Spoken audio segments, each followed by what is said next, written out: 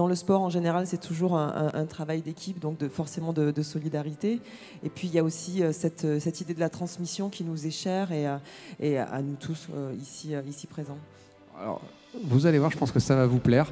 Vous allez nous dévoiler le nom du lauréat, la commune qui reçoit le trophée de la solidarité 2019.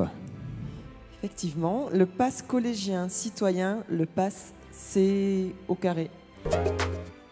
Bonsoir, félicitations. Bonsoir.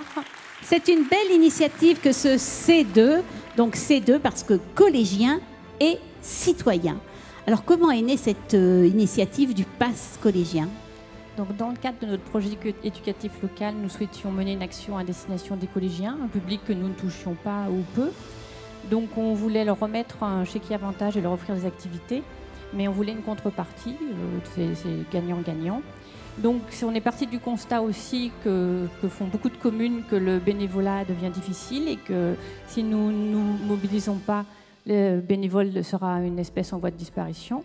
Donc du coup, nous, en échange de l'implication des jeunes auprès d'associations et auprès de la vie communale, ils reçoivent des avantages.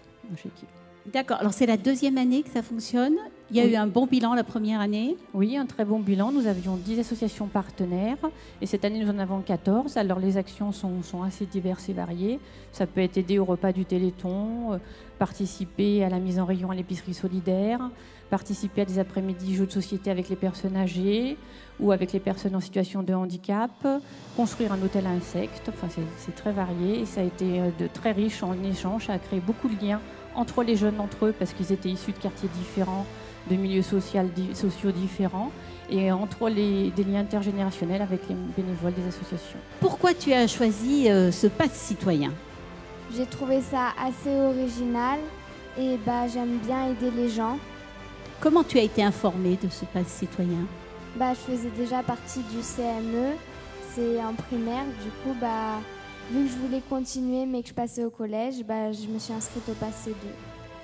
Ah, c'est le conseil municipal des enfants, c'est ça, tu étais déjà dans une démarche citoyenne. D'accord. Qu'est-ce que ça t'a apporté, cette expérience ? C'était assez sympa, j'ai rencontré de nouvelles personnes et puis j'ai aidé des gens. Alors qu'est-ce que tu as fait pour aider les gens ? J'ai fait dans l'association Alerte Solidarité. C'est un magasin pour les personnes qui n'ont pas beaucoup d'argent. J'ai mis en rayon les produits. J'ai aussi participé à l'association Ambiance 3. On a fait une après-midi jeux de société. C'est quoi cette association ? C'est pour les personnes âgées. C'est bien ça, tu as joué donc aux jeux de société avec les personnes âgées. Oui. Alors, et toi Myrtille, donc tu es au collège, le même collège, en classe de 4e, c'est ça ? Oui. Alors toi, qu'est-ce qui t'a incité à être candidat pour ce pass collégien ? Je trouvais ça bien d'aider les gens gratuitement à peu près. À peu près, parce qu'il y a quand même un peu d'avantages, il faut bien le dire. Oui, mais c'est pas pour les avantages que ta première motivation. Non, à la base, j'étais même pas au courant vraiment qu'il y avait des choses qui nous revenaient. C'était vraiment pour aider les gens. Ça, c'est bien. Pour faire des choses pour la société aussi. Qu'est-ce que tu as eu comme avantage finalement ? Entre nous, on peut le dire ? On a eu une enveloppe avec des chèques pour des places de cinéma, des places de bowling, plein de choses comme ça. Merci mesdemoiselles d'être venues témoigner. Bravo. Et on va vous faire poser pour la petite photo avec Marie-Sophie Obama.